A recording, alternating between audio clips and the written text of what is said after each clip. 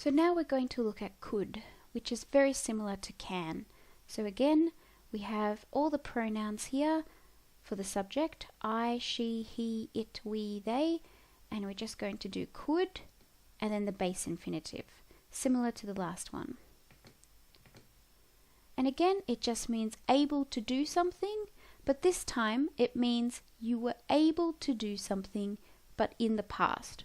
So think about living back in your previous country where you were living before, and what could you do there? So when I was living in China, I could meet my friends. So think about what were you able to do back in your country. So we're looking for time markers that show the past, like yesterday, last year, when I was living in Iran. So all of these times are the past. So could is the same as can, but it's just the past. So for the positive, it's just could and the base infinitive. And similar to the last one, it's could not talk.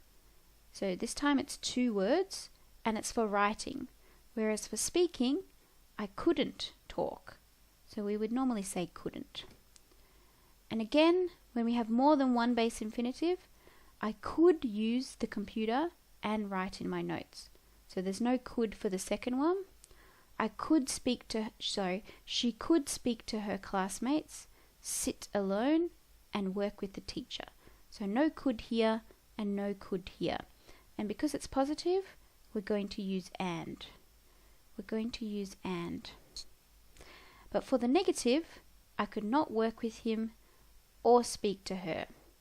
So there's no could here, but because it's negative, we're going to use or. She could not buy a house, find a job, or save money. So no could here and no could here. And because it's negative, we're going to use or. Pronunciation is much easier this time, so could and couldn't.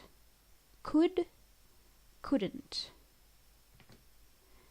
And questions similar to the last one, it's the could, subject, and base infinitive.